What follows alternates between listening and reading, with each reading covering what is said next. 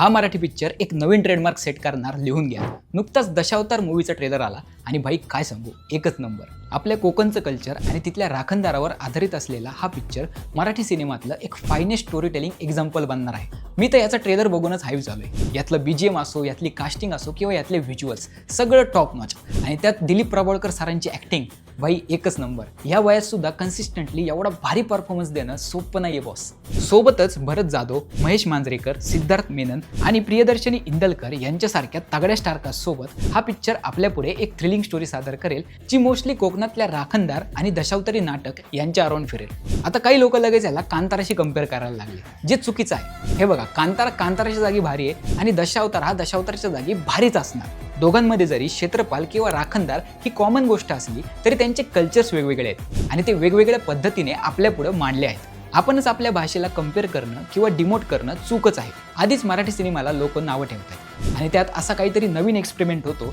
जो आपल्याला काहीतरी भारी आणि पीक मराठी सिनेमा द्यायची ताकद ठेवतो, तर त्याला आपण सपोर्ट केला पाहिजे, ना की त्याला दुसऱ्याशी कम्पेअर केलं पाहिजे। हे कितपत योग्य तुम्हीच सांगा। असो, हा ट्रेलर तुम्हाला कसा वाटला याचं ओपिनियन कमेंटमध्ये नक्कीच सांगा आणि आपल्या अस्सल मराठीत असाच ॲनिमे, पॉप कल्चर आणि गेमिंग रिलेटेड कंटेंट बघण्यासाठी आणि त्याच्या अपडेट्स मिळवण्यासाठी बाबा मेकपूलला लगेच फॉलो करा।